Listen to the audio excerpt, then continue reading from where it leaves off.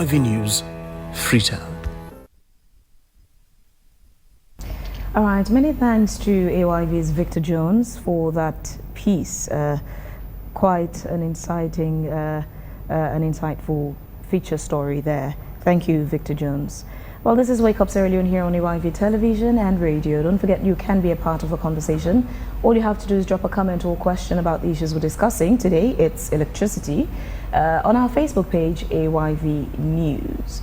Now, in the studio, we've been joined by the Chairman, Presidential Initiative on Climate Change, Renewable Energy and Food Security, who also doubles as the Chairman of Energy Governance Coordination Group, Alhaji Dr. Kande Kole Yumkela. Good morning. Thanks for joining us this morning in the program. Good morning. Good morning. Thanks for having me. Promise made. And promise kept. We're expecting to have the Deputy Minister of Energy too, Engineer Edmond Nuni, who's rounding off another interview from one of our sister channels. He would join us in the conversation. Together, they would talk about the country's energy sector as we look at ways to improve electricity supply across the country. Dr. Yumkela, let's start with EDSA. EDSA has never tendered an apology to the residents of Sierra Leone for the inefficiencies in electricity supply. But on 24th of November last year, they conveniently tendered an apology to the Office of the First Lady, to the First Lady particularly, for interruptions in electricity supply in Kenema during an interview. Now, the thing about electricity is it's not just about the comfort and convenience. For some people, it's about livelihood. For others, it's about their health, those in critical conditions in hospitals. Do you see the need this morning to tender a heartfelt and sincere apology to the people of Sierra Leone who have been affected by the poor electricity supply in the country? Yes. Let me apologize on behalf of EDSA for the inefficiency in our power supply in the country. Let me apologize for them for the way EDSA has managed distribution of electricity in the country, collection of the monies people pay, the kinds of meters they have provided over time.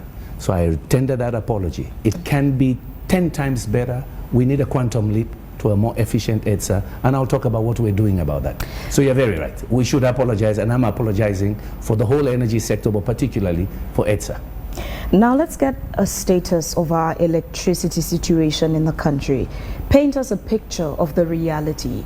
What capacity are we operating on? Yeah. And what capacity do we need to get to that point where there would be 24 hours consistent electricity supply in the country? Well, let's put it in context. Yeah. In 2018, the installed capacity in this whole country was 130 megawatts. 130 megawatts. By end of 2024, it is 270 megawatts. There has been a major increase over the last 6 years, but it's far below what we really need. But I want to put it in context. Second context. The number of customers for EDSA in 2018 was about 199,000. The number of customers today, customers that are registered, I mean, about 350,000. Quantum leap in generation capacity, quantum leap in number of customers we need to serve. And I believe the customer base is even bigger because we are not counting all of those that are connected illegally. So to talk about what we really need, let's take Freetown. What we give Freetown on a daily basis is between 65 to 70 megawatts. That's all we give here. What Freetown needs is between 130 to 150 megawatts. See the gap between what we can give and what is needed. And so, why are we only able to give that much? Because we're not generating enough. Thanks to car power, we're filling the gap with car power to provide 50 to 60 megawatts additional to the country. So we don't have enough generation capacity. But even if we generated much more, you're going to have bottlenecks in distribution because of transformers, substations, and so on not being adequate. So I gave you the case study of Freetown about inadequacy of generation and distribution. Let's take the rest of the country. We did now, since October, for the country, a projection into 10 years. How much power are we going to need, and what should be our targets? That's one of the deliverables we've put on the table in November, December this year. Over the next, let's take the next 5 years, we will need an additional 300 to 400 megawatts just for you and me. The mining sector alone needs an additional 500 megawatts. So you begin to see the scale of demand. Therefore, you see the need to expand generation. But there's another bottleneck, transmission. Beyond there's only the one line. Dr. Yumkela, beyond the expansion, let's look at the current picture of the agreement with Kappa Ship. Okay. Aren't we being cheated as a people? We had the communication from the government that there was a renegotiation with the Kappa Ship, with what Kappa Ship itself is supposed to be supplying to the city. You would wonder, why do we still see a deterioration in electricity supply in the country? Aren't we being cheated as a people? Are we getting what we're paying Kappa Ship for? Let's put it in context. As a matter of fact, we are in the beginning of those negotiations now. We've done 2 days from the studio here. I have to go continue meeting with Car Power. Put it in a broader context. Yeah, we've signed an agreement with Car Power under emergency conditions, the conditions of 2017, 2018. It was meant to be emergency power. But was it being monitored to ensure that the people of Sierra Leone get the value for their money? So let me finish then. So it came in as emergency, and then it's continued to stay now as a major part of the energy supply, yeah, which I believe we should transition out of. And the president is determined, and he's used the terminology energy sovereignty. We must break the 20-year dependence on emergency power. You put it in a broader context. We've always been on emergency power for the last 20 years. Income electric generators, Agreco, and now Car Power. And it's gone from one administration to the next administration, 3 administrations, all emergency power.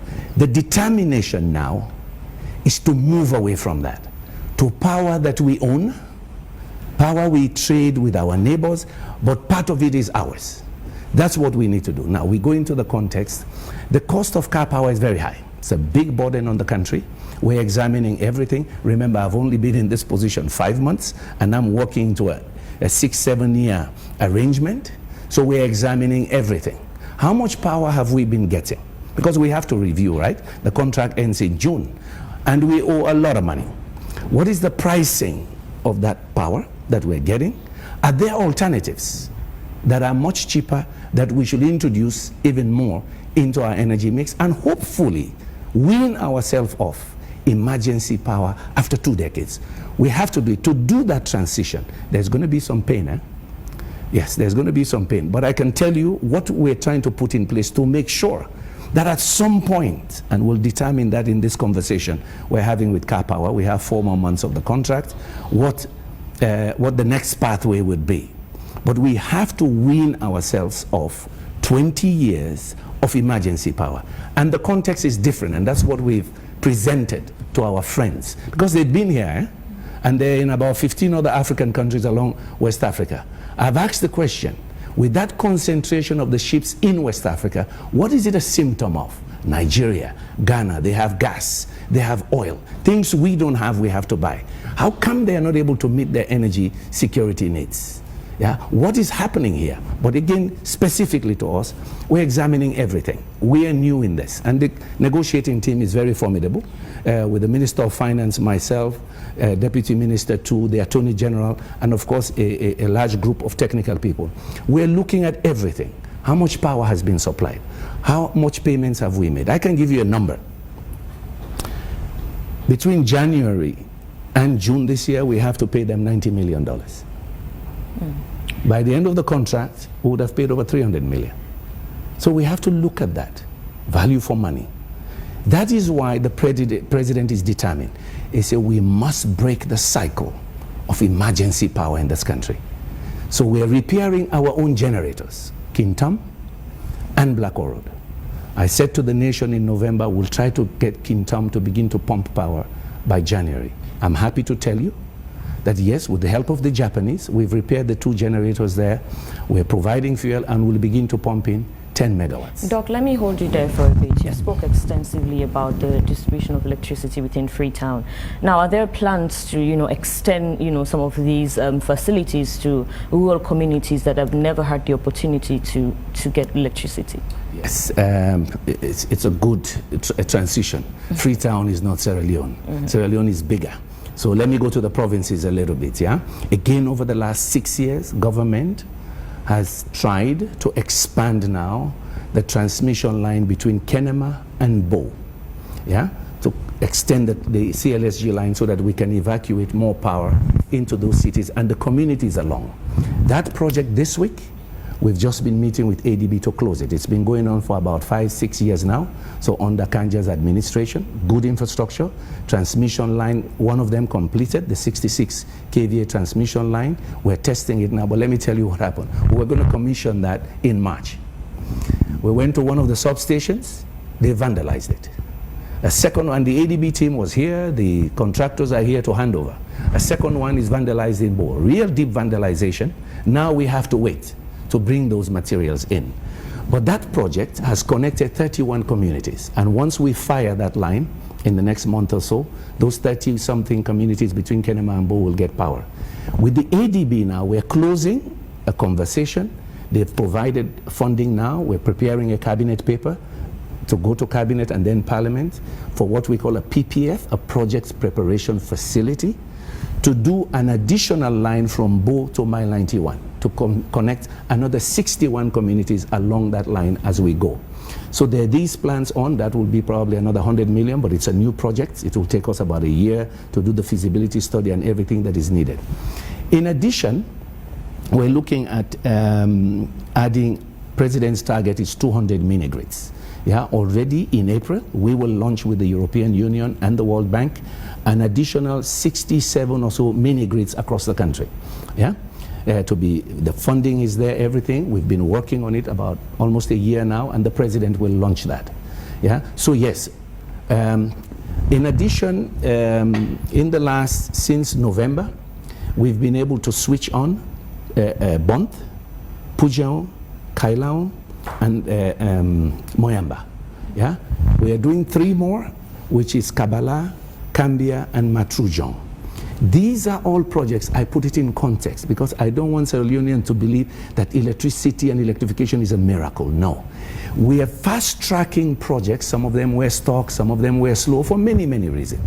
Part of my job from President is fast-track execution and implementation and accountability in these projects. If you take Western area, that's what I was hoping Engineer Nuni will talk about. Western area, with the support of the World Bank and the Japanese JICA, we've been able to add additional transmission lines to go through Godrich and then go through Godrich to Sussex. Now we're trying to do Sussex to Waterloo to have a complete loop around Freetown. Why? Until this transmission line was finished, we were only able to pump into Freetown with all good intentions, about 65 megawatts. The system cannot handle more. But with the completion, it's already completed, testing is going on, we can now add another 120 megawatts into Freetown. How soon are we going to be experiencing all of this?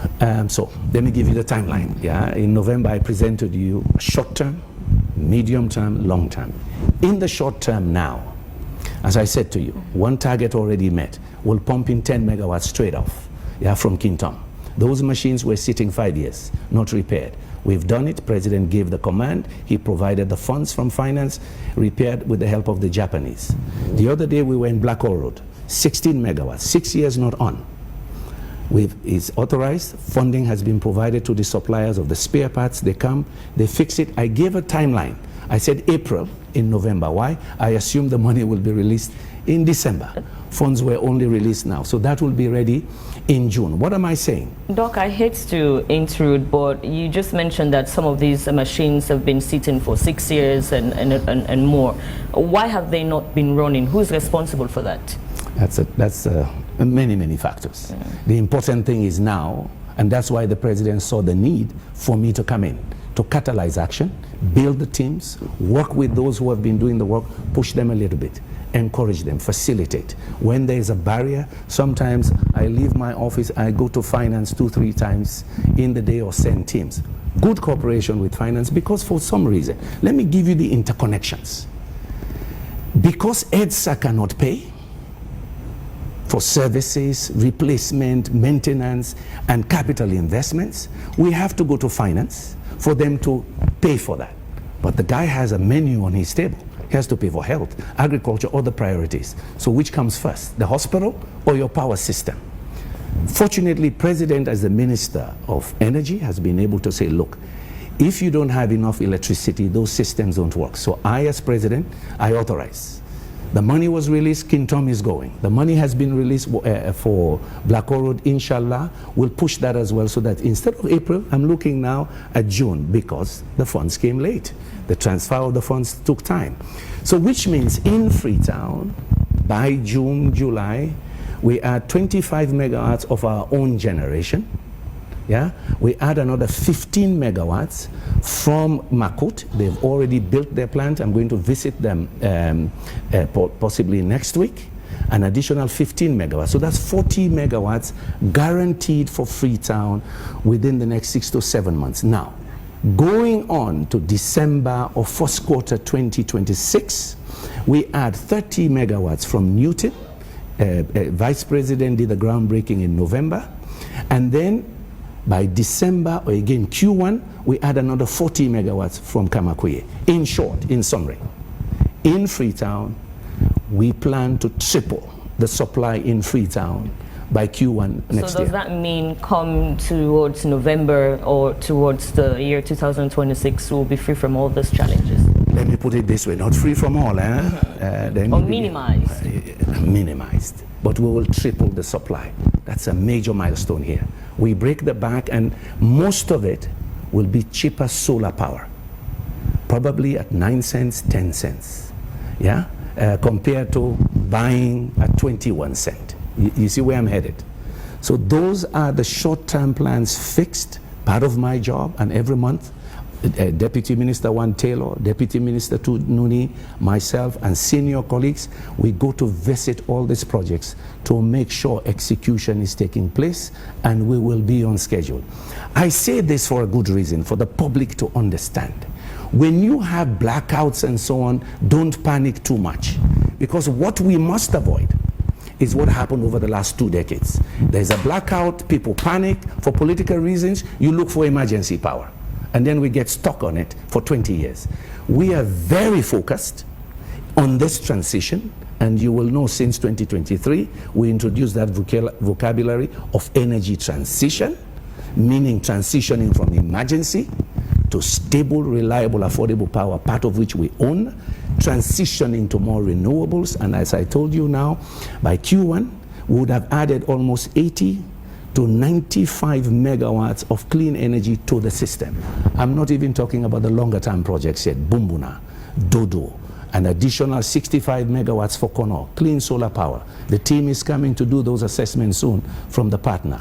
80 megawatts, infinity power on the banks of the Bumbuna. Another group looking at upgrading the dam. By the time we add those, you will see why I say to you, 300 to 500 megawatts added to this system in the next 5 years. That's the trajectory we want to be on. So the only way people get convinced with all these promises and explanations. These are not promises, these are plans. Explanations of plans underway is when the explanation becomes their reality. Inshallah. You switch on your switch and there's electricity. Yes. That's the only way the people are convinced. But along the line you spoke about a decrease. To avoid misconception, are you suggesting that at some point the cost of electricity would be reduced? Let me put it this way. I have asked the EWRC, the regulator, to begin to do a modeling for us. I did that last week. That's their job. I said, do a modeling for us. When the energy mix changes and we introduce more cheaper renewables, at what time? We don't know yet. We have to do modeling. At what time can Mr. President lower tariffs across the country for businesses and the people? That's one of the key outcomes we're looking at. Add more renewables to the mix. Hydro is very cheap, 3, 5, 6, 7 cents. Our solar now is between 3 to 9 cents for some of the projects that are coming online by Q1 next year. Yeah. By how much can we reduce? I don't know, because these cannot be political decisions.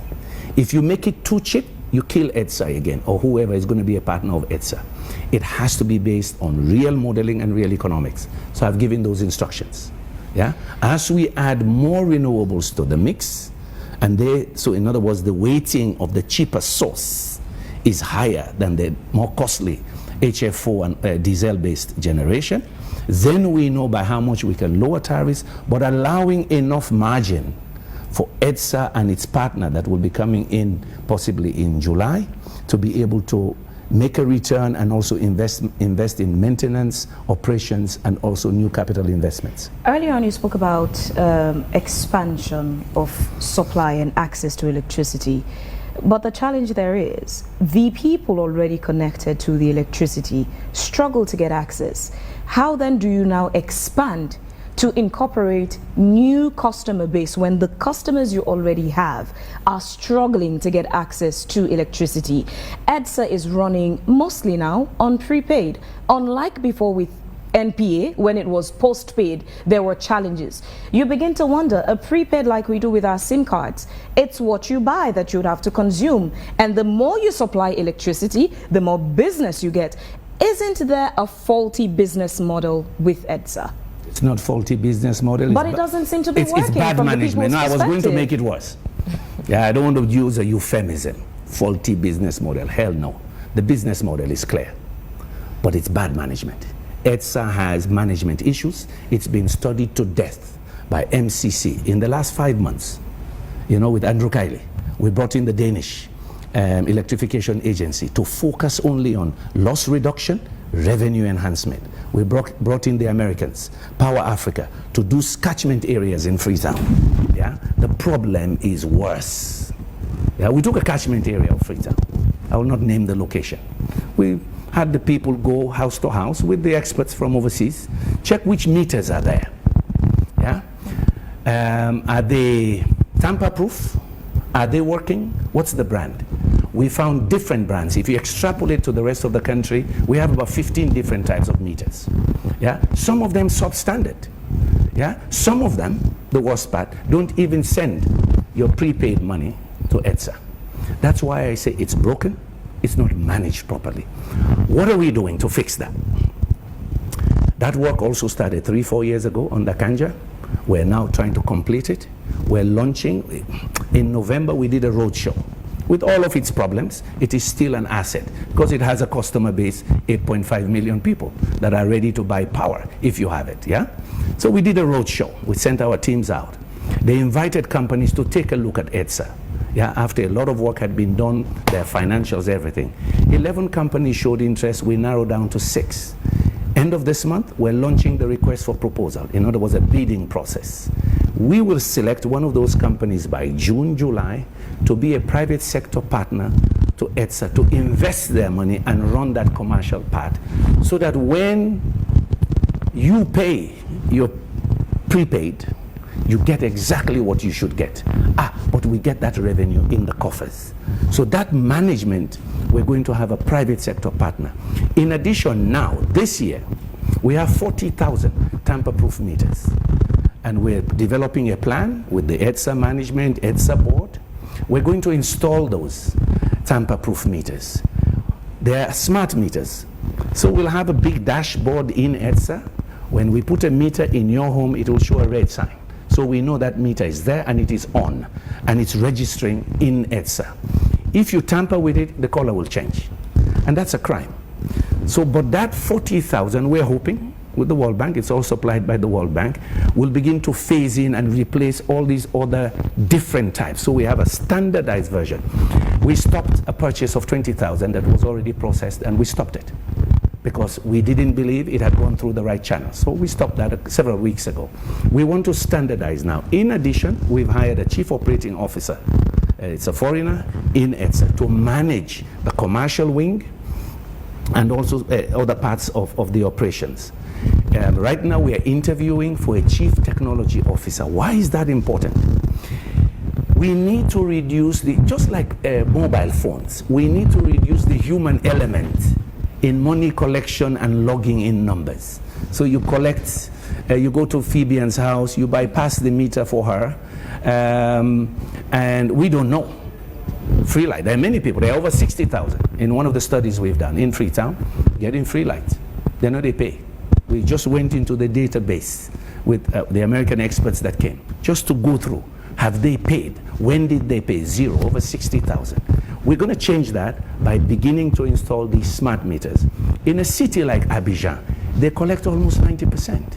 In Gambia, their losses are 21%. Our losses here are 60%. So EDSA is not functioning. So we'll continue to delve into the functionality of EDSA in management, but let's look at the loss the people suffer.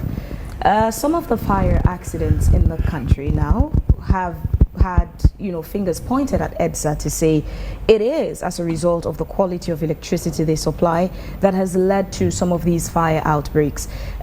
When we started off this morning with our banter, I was mentioning there was a time at AYV here, the MD's office, the bulb was just fuzzing.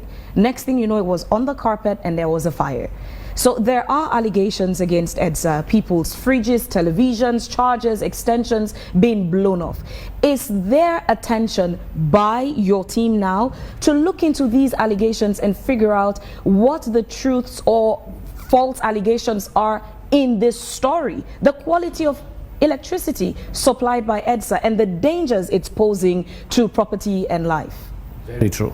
Yeah, and it's two ways. We're working on that. We want to increase the size of the rapid response team. We want to provide an adequate logistics. We're looking at that with EDSA board and others.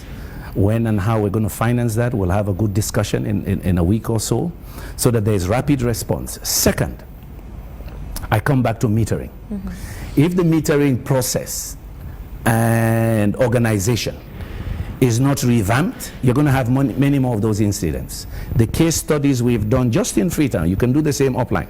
Yeah, you will see some of those meters are substandard. Yes, they're causing problems. They may not account for all the fires, let's not exaggerate, but there's a problem there. Yeah, so yes, we're looking at it, but in addition, I've learned now in the 5 months, I've only been there 5 months. Remember, it's a 40-year-old problem, 40-year-old problem. I can't fix it in 5 months. But when you say meters, Doc, it doesn't give me pleasure interrupting you, but when you say meters, is it really wholly solely these meters? Because it's also the wiring in the house. The fluctuation in the power, sometimes the current, the voltage is too heavy. Yeah.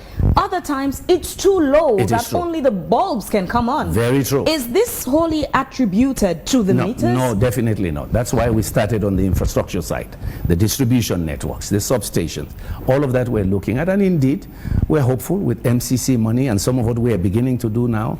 With MCC, almost 50% of that money is focused on that area. Grid stability, grid integrity. You have a dispatch center where you can manage supply and demand so you avoid these surges. You have fiber optics to be able to detect areas where there are faults along the line. So again, that's another reason why the MCC money is crucial to be able to build that infrastructure. It takes technology, and we're hoping with the private sector partner, if they in the end bite and agree to have a deal on EDSA, they're going to be looking at that, introducing more technology, investing their own technology and also management systems to deal with those issues you've raised. You're pointing now at the MCC. With the current administration in America, with President Trump's, for lack of a better way to put it, reversal of certain things, cutting down on the expenditure of the American government, How realistic or feasible is that MCC money? How forthcoming is it to Sierra Leone with what's going on in America? Based on all my information, real-time information, locally, and also Washington, I'm cautiously optimistic that after the freeze, MCC will begin to function again. Yeah, so I've talked to a lot of friends. I'm headed there very soon to meet some of the new administration officials and others. But I'm cautiously optimistic that after the freeze, MCC will move on. USAID is a different question. Yeah, but MCC, all sources, US, local, and so on, have assured us that we can remain cautiously optimistic. All right, Doc, would like to hold you there for a minute and let's take a story which was done by Memunat Suma yesterday with regards to a fire incident that occurred at Lewis Street. A devastating fire has ripped through an apartment, leaving about 8 homes in ruins. The burnt remains of what were once homes, now just piles of debris. Residents have lost everything. Their homes, possessions, memories are all gone in the blaze. Affected residents AYV spoke with are still in shock, trying to come to terms with the devastation.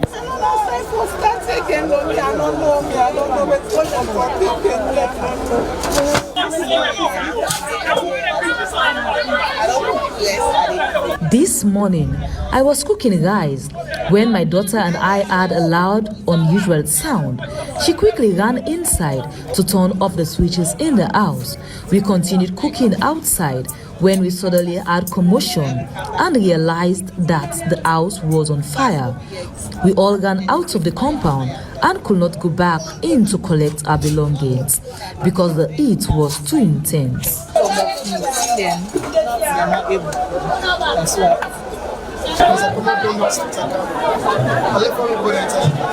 I left one of my brothers at my tailor shop and went to Donda Street. When I returned and started working on my machine, I noticed a burn smell coming from a cable. I searched to find the source of the burning, but couldn't locate anything. I removed the machine's socket and plugged it into the stabilizer. Before I knew it, I heard that a fire had engulfed the compound. I managed to save some of my items. The cause of the fire is unknown, but thankfully casualties have not been reported.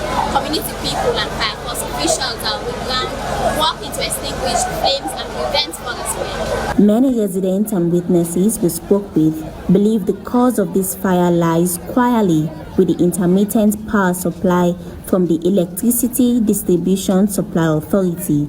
They describe frequent power outages followed by surges from the power returns. They suspect these surges may have sparked the fire. MPA need for upgrade. This fertilize, then they put people in appliances, then they put people in house. Not so. We are the first responder. What do you think blow off when something like me don't know there? Yes. I am one of the first responders to the incident. The fire was caused by EDSA's poor power supply and electrical appliances. The lights go out frequently. We are first responder, they wake up. Now appliances, until lights. When they take lights, AYV will reach out to the Electricity Distribution Authority to comment on these allegations. This incident has highlighted the ongoing challenges with the power supply in Freetown and the potential dangers it poses to residents. For now, residents of these destroyed apartments are calling on government and philanthropists for assistance. We will continue to follow up on this story and bring you updates as they become available. Memunat Suma, AYV News, Freetown. All right, thank you very much again, Memunat Suma, for that report. Now, Doc, you've seen and heard for yourself. I mean, you have so much experience with UNEDO and that of sustainable energy for all. What are some of the strategies or method you think we need to adapt in order to improve the electricity issues in our country? And why do we still have, this consistent power outage and issues when it comes to electricity, basically? When I looked at that clip, it was emotional. Those people lost everything they have. I'm happy no lives were lost. Of course, it raises many questions in my head, and this is why in other countries they'll go in and do forensics to determine the real cause. Yeah, was it really the surge? Was the meter a good meter, bad meter? Was there direct connection to the house? There are many things we've seen in some locations. You know, people shout EDSA immediately, but you also have to ask those technical questions. How was the connection done? How was the wiring done within? Yeah, I have cases that I know where the wiring within the house is the wrong cabling. So again, diagnosing a fire is a technical issue. It's not just an immediate. EDSA itself has suffered fire outbreaks in some of its offices. Yes, ma'am. Was that the situation as well in EDSA? Again. Did EDSA have wrong wiring and wrong meter? Again, it could be many reasons why EDSA had fire before. You know, again, my tenure is 5 years. I could go investigate why they had fire. There are rumors about why that fire was caused, but I don't deal in rumors. I deal in technicality. Maybe they have a report. I'm just saying here, as I said, I sympathize with them. We have to diagnose, but to come to your broader question, we have to do everything I talked about before. Yeah? Improve the distribution network, improve the metering, improve the wiring in the homes, the scales, those who are doing the wiring, are they doing the right wiring? Are they insulating those wires? Is it the right size to carry the load that you're demanding? Electrification is a complex technical issue. You put the wrong wiring, you get fire. So again, now we are looking at skills development along the value chain as well. Those who are going to wire people's homes, are they really skilled? Do they really look at the load that is going to be added? And what we know about electrification is that supply creates its own demand. The moment somebody gets electricity, they add more appliances. But if that wiring was faulty already from the beginning, you add more, there's going to be a problem. Are you aware that some of these instances, it's actually EDSA workers that people in community contact to do these jobs on the side? Yes, ma'am. They are EDSA workers, but they don't do it officially as an EDSA worker. Yes, ma'am. But they are the same people who work at EDSA. We are very aware. You're very correct. That's why I say what I've promised now. You remember I promised either every month or every 2 months we're going to have a public engagement. That's why we called you. Yeah, complete transparency and accountability. That's why we called you. That beginning of the year will come here, right? My colleague is just coming back from morning coffee in Creole. The next one is going to be on EDSA. We're going to have the chairman of EDSA, DG EDSA, maybe DG EGTC organized. Because I believe since EDSA is consumer facing, they must also regularly talk to the consumers in simple terms, as we the political leads are doing here. We're setting the example. Our second press engagement in about 5 months at our level, we're going to shift the show now. Those who are in the direct front line, who are the DGs and the engineers, we're going to organize them so they know that people want answers, real answers, because remember, ministers don't wire places, they don't put meters. So for me, it's a good way of accountability. So you know that when there's a problem, you know, when the minister make blackout, they're not to the minister. Yeah, the minister, they govern, they manage, but yes, there are people below the minister. So for example, either today or tomorrow, for what has happened abnormally in the last 3 days, we're going to ask the DG of EDSA and his team to face the nation and explain. So the teams are out. You see my colleague is entering with all his battle gear, workman's clothing on. We're sending teams out because what happened the last 3 days is not normal. Yesterday, almost 71 megawatts in the city. It's the same average we've had since December, January. Everybody happy, say light stable. What happened the last 2 days? We want to know. So they're going to substations. We're going to check logs. How much power can? How much power come out? Now, human factor, make them not supply. Why you not supply? We want to know because they're feeders. So we want to know what happened the last 3 days is not normal. Is it human element? And human element has many dimensions. We want to know why, but technically we did check. Because based on our records, what came in today is the same thing that came in January 20th. There was no blackout in the city. The timing is questionable. The occurrence is questionable. We want to know. Okay, to viewers and listeners, we've just been joined in the studio by the Deputy Minister of Energy 2, Engineer Edmond Noni. Good morning once again. You've had it all from Doc. Why does Sierra Leone, or Freetown to be precise, still experience, power cuts Yeah, good morning, and apologies to everyone for being late. I'll go there, but I just wanted to touch on the subject that I met around the wiring. So I'm an engineer by training. There's something called the SLIE Acts, and also within the acts governing building permits, before you build a structure, you are obliged by law in Sierra Leone to submit your building plans, your architectural plan, your structural engineering plan, your electrical plan, your plumbing plan. How many of us, when we're constructing our homes, really submit plans to the Ministry of Works, to the chief engineers who are looking at those plans to approve for you to build a structure? On the flip side of that question you asked, how often do those who are responsible to check those go and enforce it and make sure that people who are constructing submit all the relevant documentations? They do have teams that go out and check these things. Of course, with Government of Sierra Leone, the ability for people in people would always want a shortcut, an easy way out, and beat the system. That's the reason institutions and leaders have been put in place to ensure those who would want to take the easy way out, the shortcut, bypass the system, get caught, apprehended, and face the penalties. So there's work being done to address the building permitting system and how buildings are permitted. But I'm still pointing out that I, as a citizen, when structures that I was involved with were being built, we made sure that all of those were looked at properly and professionally.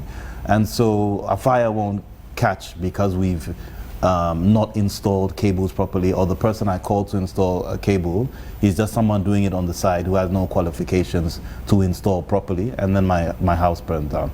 So that's what I'm saying, is that everyone has a responsibility to make things work. The institution has a responsibility to enforce and to make it work. We, the citizens, also have a responsibility to make sure, say, I don't call a quack to come and do something for me that's going to endanger my life and the life of my family. Now, speaking about the... But how easy does the actual system, EDSA, make it for people who would want to do things the right way? When there are a lot of allegations of corruption, even within EDSA, you call the EDSA workers, they're asking you for a bribe. Too many corruption issues within. For citizens, if that system is affordable, easily accessible, why would anyone want another alternative if it's affordable and accessible? But how easy do you make it for citizens to go through the right channel? When you call EDSA, it would take nearly forever for them to send someone to fix it. So the people are left with no option but to get a quick fix. We're talking about a lot of different things. For me, it's not easy at all. When the house that I'm living in now was being built, the only time we dealt with anybody from EDSA was when they finally came to install their meter. All the electrical wiring happened through contractors and engineers who knew what they were doing. And till this day, before I took up this role, I didn't have anyone from EDSA's number in my phone. I didn't know how to call an EDSA person to come and do X, Y, and Z. So it's not that like you're sitting in your community, you're sitting in your house, you're sitting in your community, and EDSA workers are passing and saying, I can come and do this, I can come and do that. So it's actually, you actually have to go out of your way to find an EDSA worker who will come and do something on the side. Dr. Yunkela earlier, so remember that there are different classes of people in the society. For the haves like you could afford that. But for the have-nots, they're left with mostly the quacks. And sometimes these have-nots, the people they run to, are actually workers of EDSA. They just go to them, okay, you work at EDSA, you understand how to do this, come and do this for me. They negotiate on a price. So sometimes it's actually workers within EDSA who go to do these as jobs on the side. That's not an impossibility, but I'm still saying that the responsibility sits with all of us. It's the same thing in the medical field. You can go to the hospital and get proper care, or you can get, I'm going to switch to Creole for a little bit, you can get Pepe Doctor. Somebody will not sabi get medicine and get pill inside bag, take this one, take this one. Just like how you know go to Pepe Doctor and you go get problem and you blame Connaught. Likewise, don't go to a quack technician, you have a problem, and you blame EDSA. So these are the things. If I may interject, again, put it in context. That was then, that is now. Going forward, that's why we're bringing a private sector partner with EDSA, who are doing international management of utilities in their own countries across continents to change all of that. Rapid response, the right skills, the right management. So indeed, we don't have quacks going to people's homes on the supply side, and we don't have them available for people to call. And of course, public education. Once we do that, let us hope that these companies don't get scared of EDSA too much, but there's some interest of 6 big ones.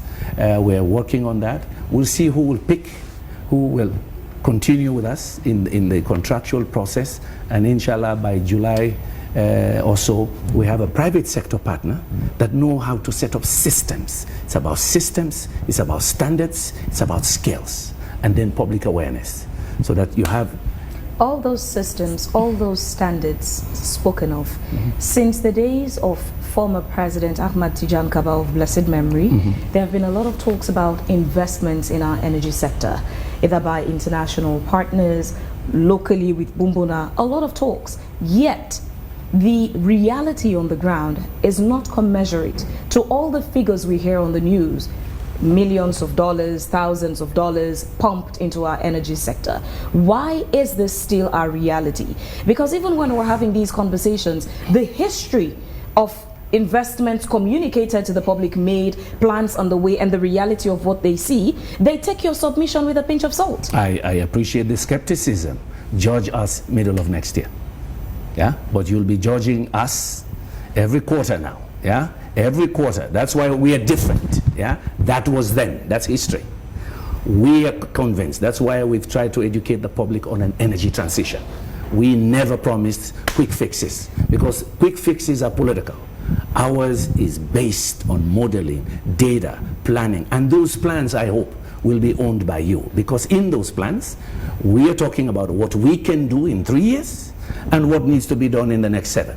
Part of that transition, do you see the need for us to commercialize electricity distribution and supply to private sector? For example, like what happened with telecoms. We don't just have Sierra Tel. There are options. So it's entirely up to the people to choose which internet service provider they would deal with which telecoms they would deal with. Do you see the need to bring that business model into electricity supply in the country? Because there are businesses, either Sierra Leoneans or others, who have an idea of going into energy sector to provide, to commercialize it, sell energy to people. Do we need that at this point? We've already commercialized, to use the right terminology, privatized generation. This country already has IPPs, independent power producers. We have one of the best legislations in Africa. But we don't see the competition for EDSA. I'm coming to EDSA. Beyond generators and solar systems, so step by almost step. everyone is connected to EDSA, beyond solar and generators. Step by step. So stage 1 we're doing now, we're going to privatize part of it to an international partner. That's why we talk about private sector participation. That's part of my July-August timing that I've been explaining. We're going to do that partial privatization. Yeah, there are many models. Yeah. Second, we're now looking at possibility of also privatizing transmission, which is a new thing. Because again, we've insisted over time, only EDSA can, and EGTC will manage those lines. We're looking right now, Deputy Minister 2, and I have been discussing, he's been leading that with the Africa Finance Fund to see how we begin to study and look at the possibility of private sector building transmission lines. We're also looking at our legislation now to allow, it's not decided yet because we have to do some studies. The president set up a task force on energy and mining.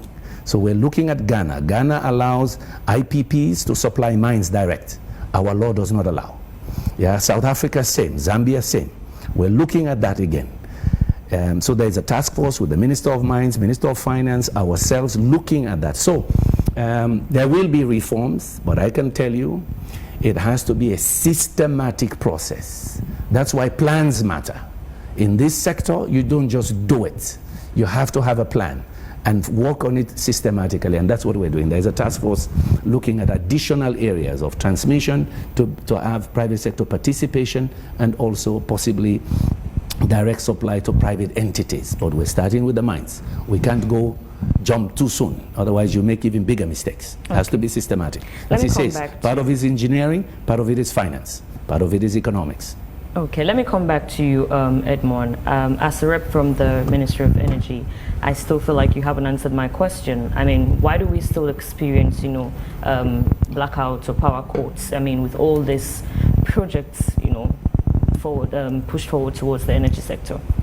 Well, we're both from the Ministry of Energy. I want you to however, so the power cuts, as Doc has been saying, that we're going through a transitionary period.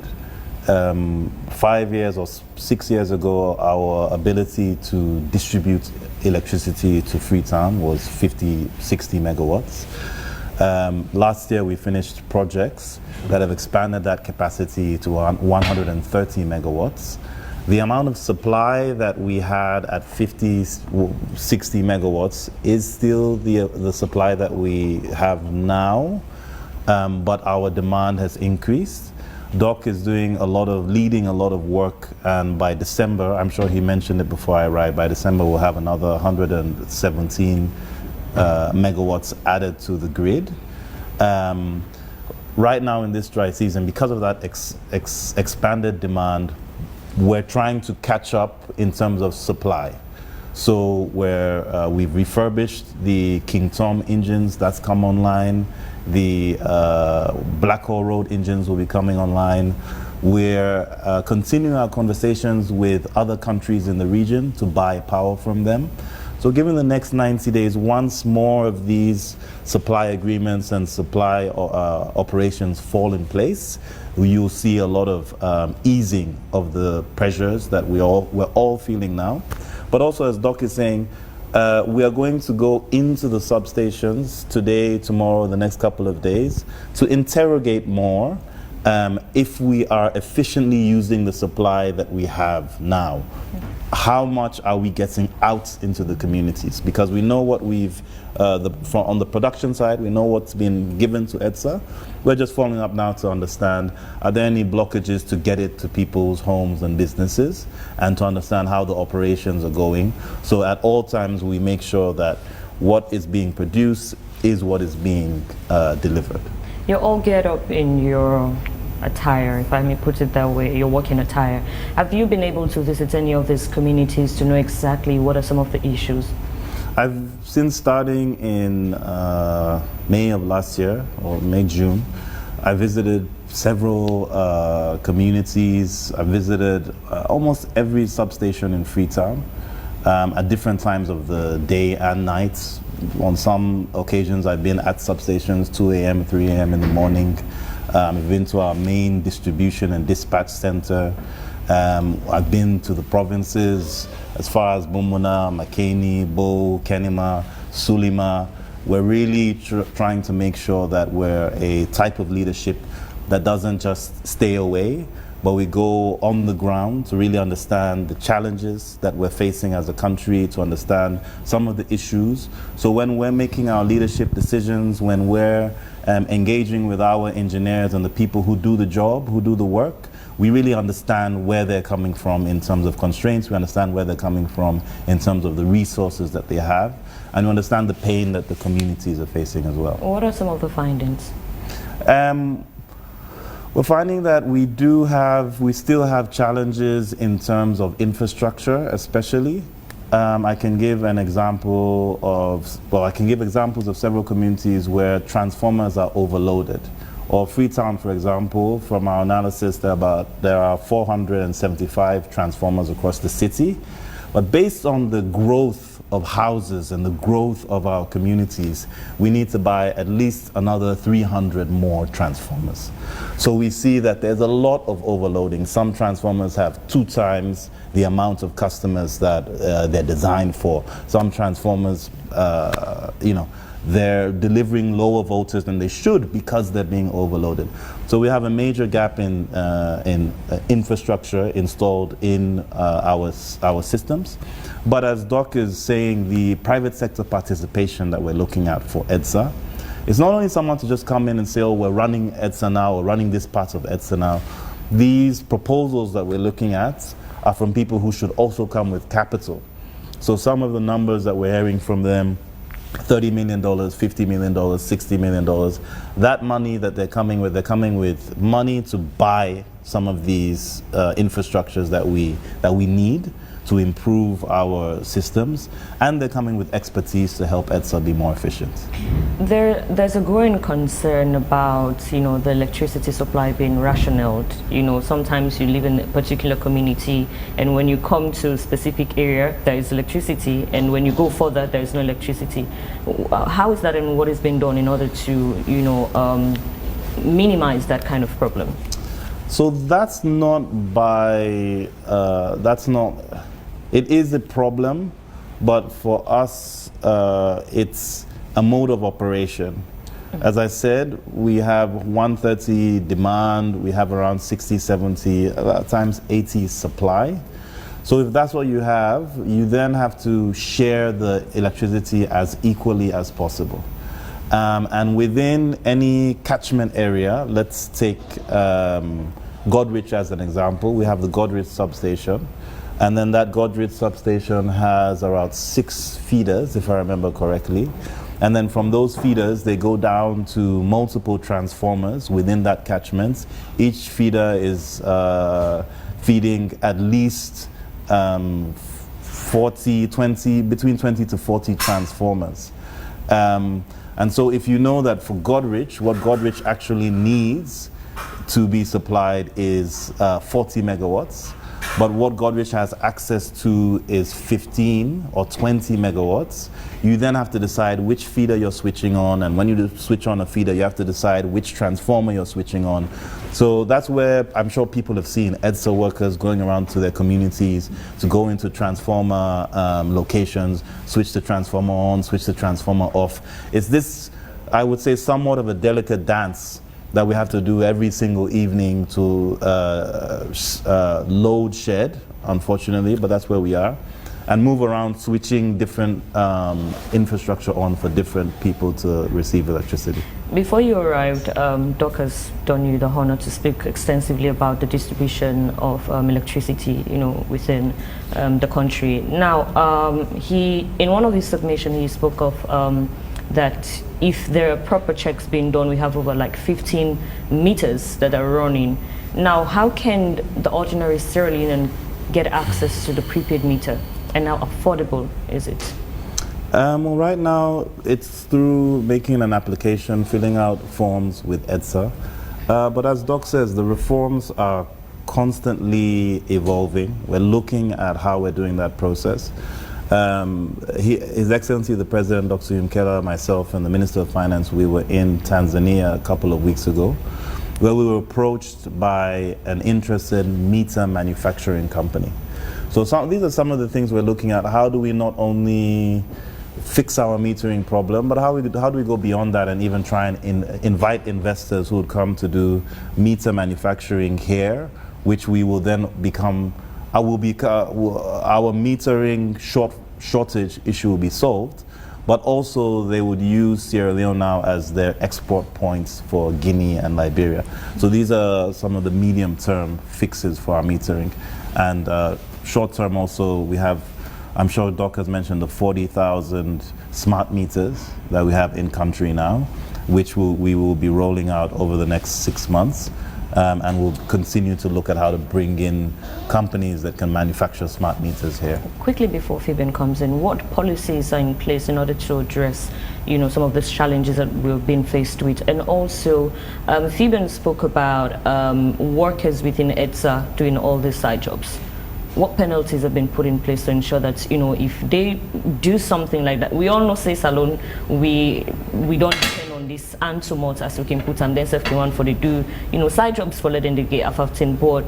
In cases like this that cause a lot of havoc, what mechanism have been put in place, to ensure that you know, these workers have been monitored or regulated when they go out to do these jobs? Well, EDSA current management is doing what they can, working with their HR and the new COO to keep an eye on these issues of people doing side jobs. Yeah. I'll be the first to admit that it's not easy. They're limited in their ability to constantly track all, I think it's 1,000 some hundred workers that EDSA has. EDSA is not a small organization. It's a very large organization. There are lots of people out there.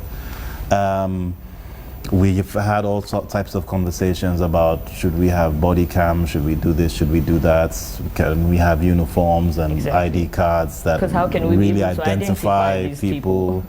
And I like the question, or the way the question is phrased, around what policy are you putting in place. Policy is a very interesting discipline. You create policy and it looks great on paper. It's then having the type of leadership who are committed to do that follow-up to make sure that policy is being followed. And the thing about policy being followed, you're now talking about culture change. And in engineering, there's a whole area of engineering called change management. Change management takes time. And for a new culture to really set into an organization of people as large as 1,200 people, you're talking about instituting and reinforcing culture change. That'll probably take a year, 2 years to really have that culture change and see the full effects of your policy really take place. Luckily, you are an engineer. What is responsible for the fluctuation in the electricity supply in terms of the voltage? There are times when it's ridiculously low voltage, at other times it's high voltage, and the allegations are this is damaging people's property and leading to fire outbreaks in some instances. What's responsible for this? There are multiple causes for fluctuations. I spoke to one just now around transformers being overloaded, and if transformer is supposed to serve 100 homes and it's serving 200, you're going to see low voltage. That's one area. Another cause is the cables, the overhead cables that we use to distribute power. Whether it's the need for replacement of some of those cables, but then there's another issue that Sierra Leone has a lot of, which is environmental.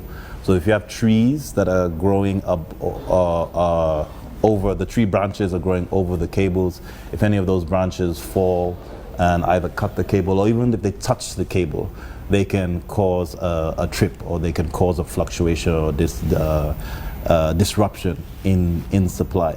So we have a lot of, and we have a group, we have a WhatsApp group where every morning, the EDSA, the network manager, sends the list of faults for the day and communicates exactly where those faults are geographically, what's causing the faults, and when they are committing to, we in leadership and EDSA management, that they can fix those faults. And we thank God that in general, their turnaround time for fixing faults has been 3 days, 3 days. Typically when it surpasses 3 days, that's when we come in at the political level and say, hey, this one has been taking a little longer than usual. What's the problem? Is it materials you don't have? Is it constraints with logistics? What can we do to unblock some of these issues that we have? What's the rationale behind load shedding? Because in as much as we're doing load shedding as a nation, you'll find certain areas, they will tell you there are challenges, yes, but for them it seems the grass is greener on their side. And there are certain areas, electricity is a luxury because there's a disparity. Some people enjoy it more, others don't. So what's the rationale behind the load shedding? How do you determine how you distribute and manage this load shedding, the balance there? Well, the thing about any system is reflective of the people who interact with the system and the people who run the system. So we all know how Sierra Leoneans are. I've seen instances where a community, this is not necessarily a politically connected person, there are people who call substations, their local substation, they start harassing the workers at the substation. Oh, this has happened, give me lights, give me lights, give me lights. There are people who try and use finance to get more favorable treatment. What we're doing at the leadership level is understanding the gaps and the issues of how load shedding is being managed. We are communicating very clearly to our network management personnel, our substation managers, the switching engineers, that the plan, the distribution plan that you're giving to us, we need you to stick to those plans. Yesterday, Dr. Yumken and myself spoke with some engineers about the need to start installing some smart sensors at substations for us to also be able to see in real time what's happening. Where is it being distributed? Is it being distributed fairly? So we do understand that there are these gaps, there are these disparities, and what we can do as managers, and I would say new managers in electricity, I've been there for 6 months, Doc has been there for 4, 5 months, where looking at these issues and we're saying, okay, let's start putting technology here. Let's start doing additional capacity building and training here. Let's start understanding how we can make sure we track and make things fairer. For the voltage regulation and, challenges it's posing, we live in a society where there's no proper zoning of things. You'll find one community, it's both a residential area and an industrial area.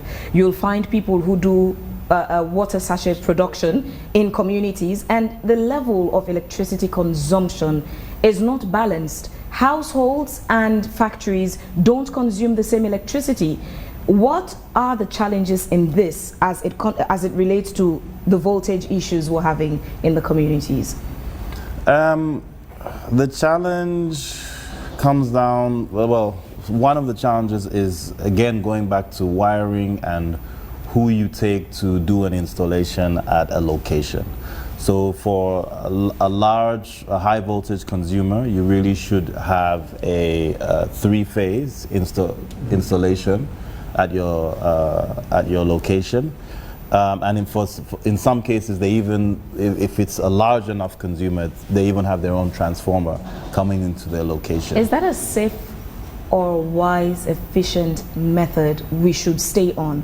Or do we need to go back to change that system where residential areas do not have industrial factories? You get them their own zone.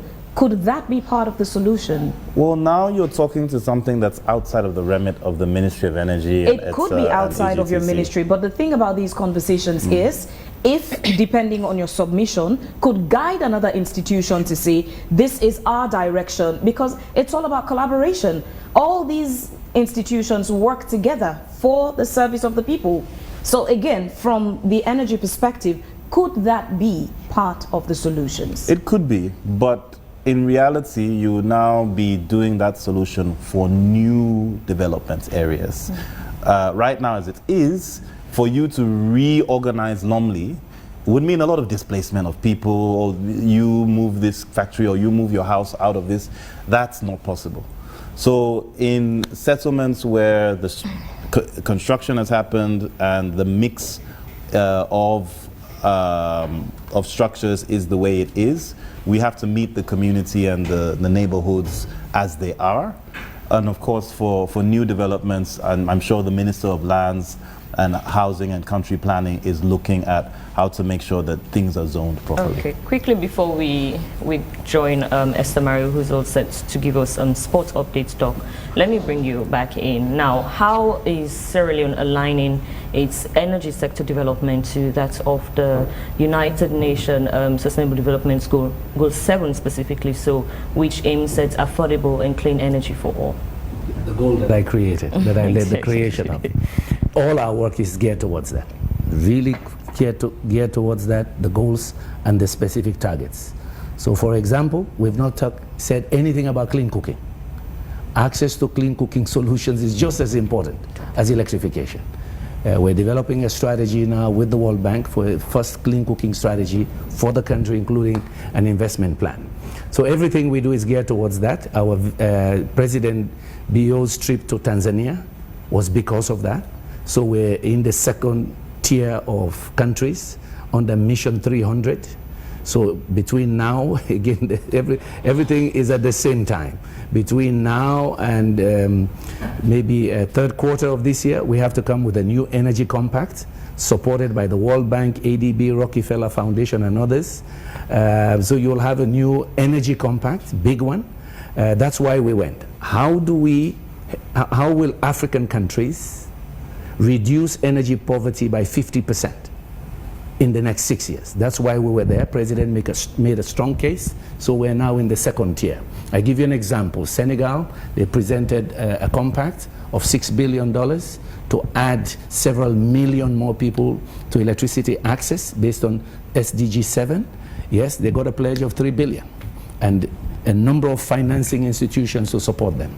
We're engaged now. President has set up a team led by myself and the Minister of Finance to develop that new compact for this country, yeah, so that we get additional funding, because all these problems you've described, ideas are good, plans are good, it requires cash to deliver. And so inshallah we'll be part of Mission 300, and we're working on that now. Doc, what will be your assessment with regards to the current state of electricity in this country?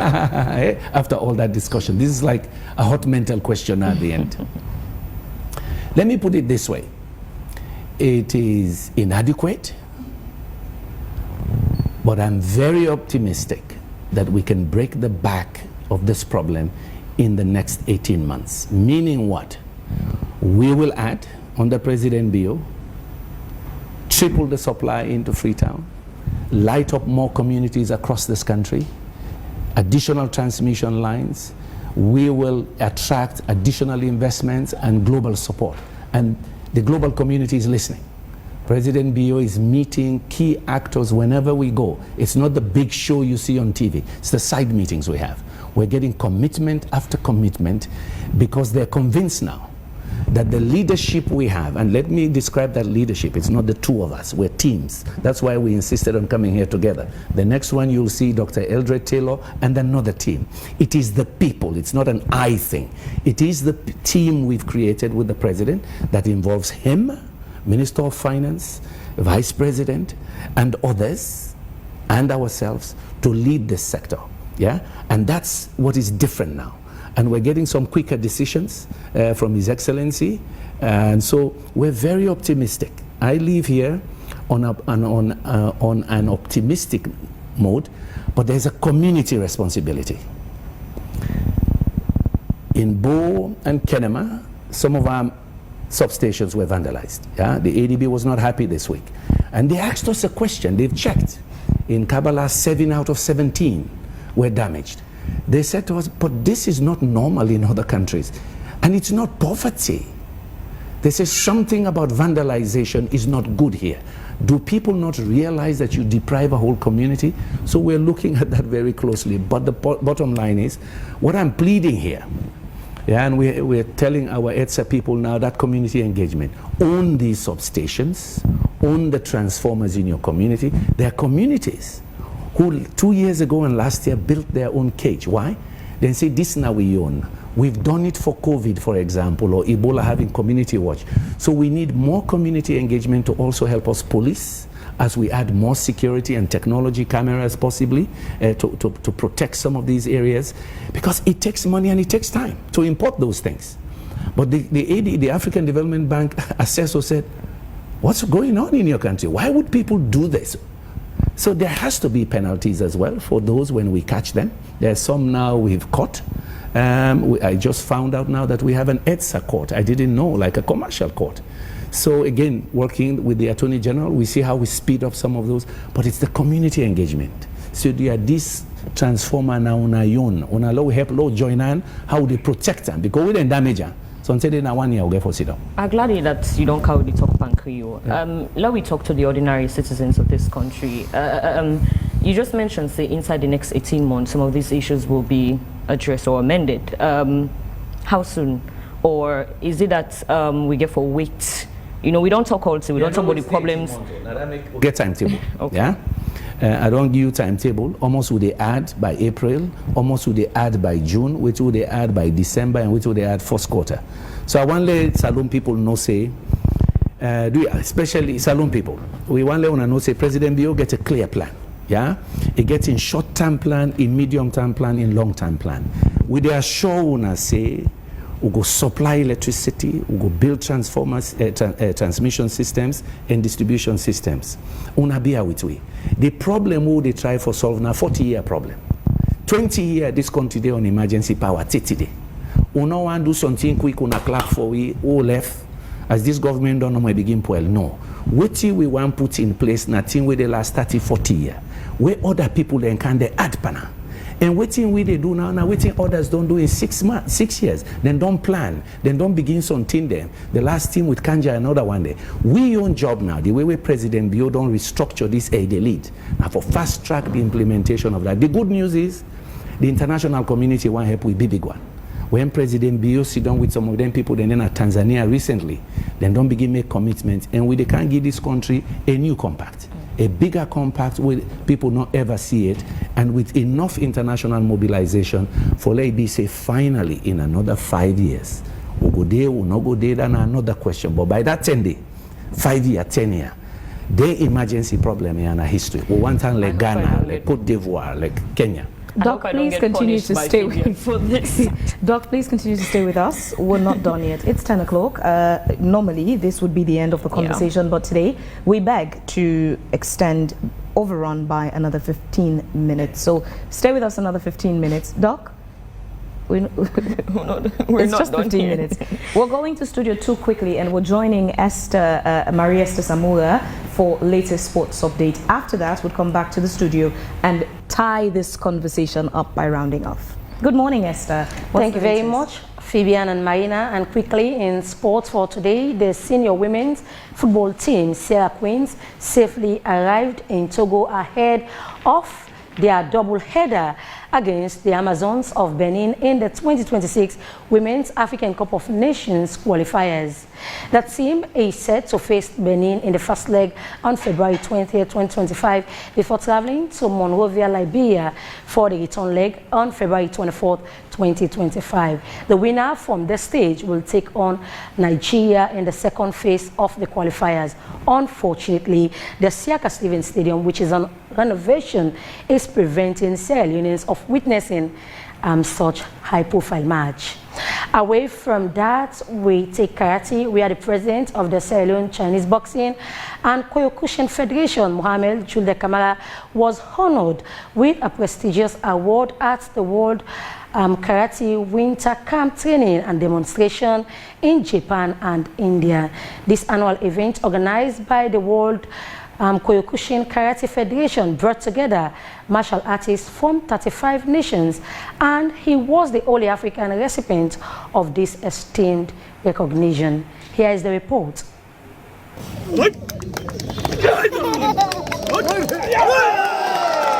The training camp targeted martial artists from across the continent as it served as a platform for martial artists to enhance their skills and share experiences. The president of the Sierra Leone Chinese Boxing and Kyokushin Federation, Mohamed Julde Kamara, was among the participants that took part in this year's camp and emerged as the best among the 35 countries that participated. His combat skills and commitment to the cause were superb, and subsequently emerged as the best participant, becoming the only African to be presented a prestigious award. Since he took over as the president of the federation, Kamara has worked tirelessly to make the sport an enviable one in the country. Maria Esther Samura, AYV Sport. That was a brilliant one for Sierra Leone martial artists being exposed in the international stage. What does it? Fabian and Marina. Thank you very much, Maria Esther Samura, for the sports update there this morning. We still have Dr. Kandekole Yumkela and Engineer Edmond Noni with us in the studio. Dr. Yumkela, let's go back to the car partnership conversation. We've had negotiations with the car partnership over and over and over again, but what do we owe Kappa Ship for starters? Let's clear that, because previously we knew that we had a huge debt burden with Kappa Ship. How much do we owe Transco, SLCG and Kappa? We've always owed Kappa since 2021. So we carry over those arrears and they accumulate as we go. As I speak, let me put it this way. If you add the arrears and what we have to pay for the power they supply now, by June we should pay Cal Power $90 million, a little over $90 million. That includes the debt and what we have to pay over time. In your honest assessment, what do you think about the fact that we've gone on negotiations with Kappa Ship, and then obviously it's not free, they're getting paid for the service delivered, and we've not turned attention to refurbishing King Tom, Blackhall Road, all these power stations, or even perhaps investing that into the further development of even Bumbuna? Let me put it this way, so people can understand. I give you an example, an analogy. It's like you go to somebody, you borrow $1,000, and they say you should pay $100 every month. So you pay them for 4 months, you still owe $600, right? But then you go back and borrow another $1,000. Now you owe them $1,600. Then you're still on the monthly payment of $100. You pay again another 4 months, so you're down from $1,600, you're down now to $1,200. But then you go back and borrow another $1,000. So now you owe $2,200. It's a vicious circle with emergency power. This is why the president wants us to remain focused. That energy sovereignty, it's his terminology. I did not make it. At the retreat, he shocked all of us with that terminology. He said, I want energy sovereignty for our country.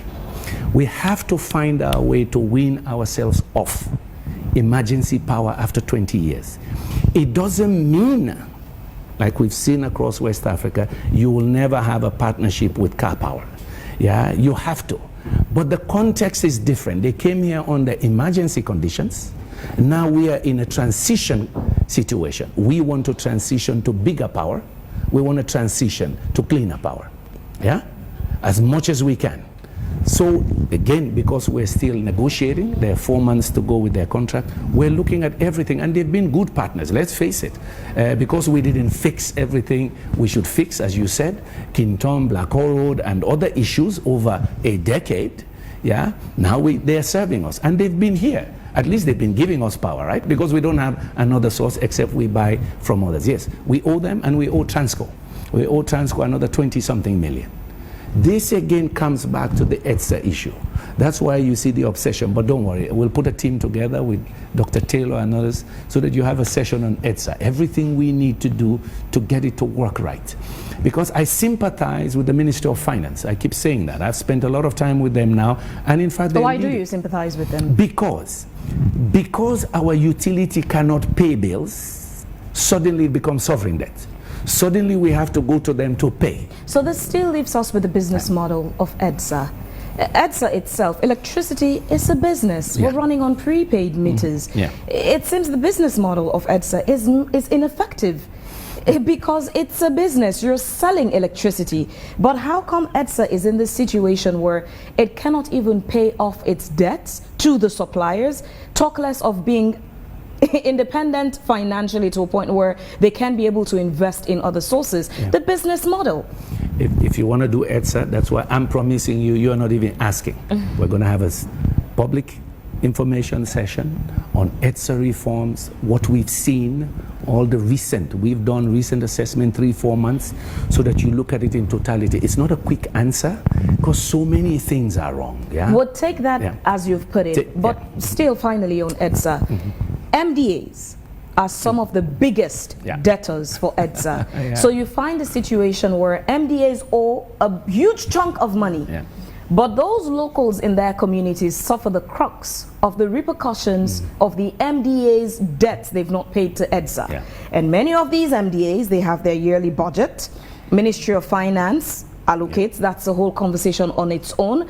But electricity supply is part of their budget. Yet they owe EDSA crazy amounts of money. Very true. What are you doing as part of the new leadership of electricity in the country to chase after those MDAs to pay EDSA what they owe them? Thank you for raising it. Very accurate. You're doing your homework very well. So we're with finance, because the deal we had that has existed with finance cut at source. Cut their bills at source. So before you send the money to education, that phone bill, that light bill when they owe we, cut at 110. Yeah, that's one solution. But to avoid accumulation, we're discussing internally now some of them prepaid tamper-proof meters. We'll go begin put another ministry. Then this year in the show where EDSA building they blackout. Yeah. So as I say, we the leadership must show that responsibility, that sense of responsibility and leadership. So then, Seth, we're discussing internally. So until they can begin getting them prepaid, so that's not the day again. Also, you pay like any citizen, you get lights. Yeah, we budgets can pay 110. But the other solution is cut at source. So we're in conversations. MDAs owe us a lot of money, but at the same time, the government is subsidizing the energy sector big time.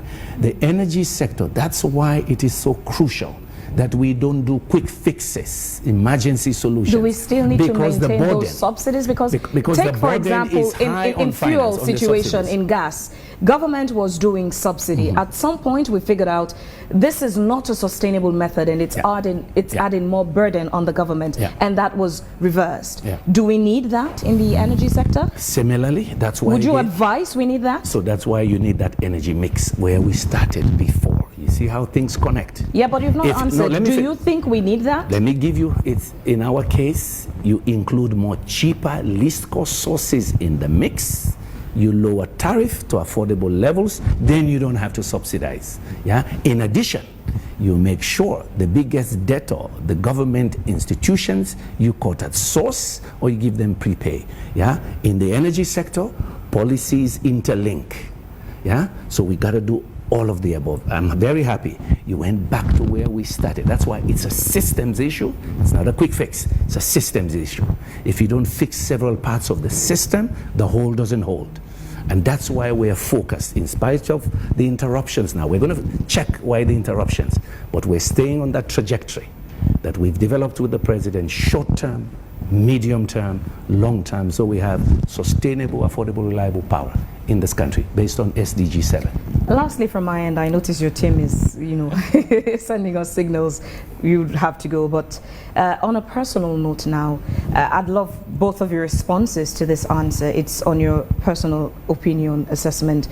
You've been appointed in office at a very crucial time, literally the dark days in the country when it comes to electricity issues. How do you feel about your appointments, your job opportunities during this time when it's not one of the beautiful or rosy institutions to work? I'd like to hear your submissions on this. Personally, how do you feel? He goes first. I go yes, engineer, please, for me. How do you feel? You're a very young man, and this is your debut in public service as a government minister. While, right? And this is your first appointment in a very challenging sector. People really don't like you guys right now. Yes. Well, I'm having fun because as an engineer, you go through your training and you know that engineering exists to solve problems, practically solve problems. Engineering is the practical application of science and technology. So I've always enjoyed challenging assignments. I've also always enjoyed being able to look at systems and understand where there are weaknesses in systems and then design what needs to be designed that will solve problems. So for me, it's been interesting. I've always been someone who's not shy to confront issues. I've always been someone who I don't mind if people don't like me.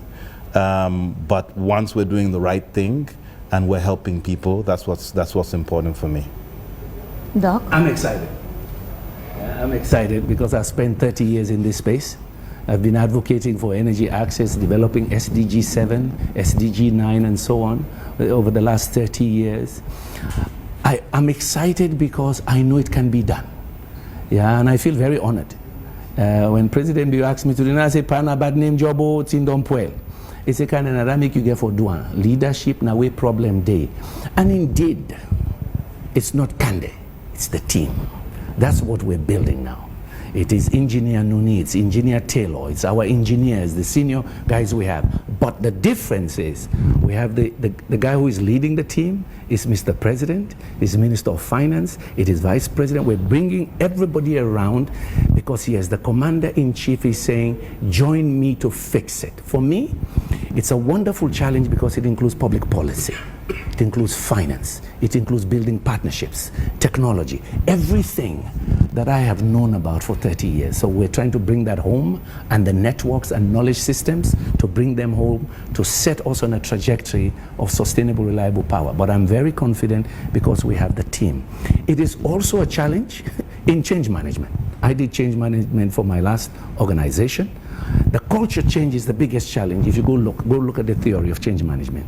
Culture change is here. There are management issues, structural issues, technology issues, institutional policy issues, values, and then culture.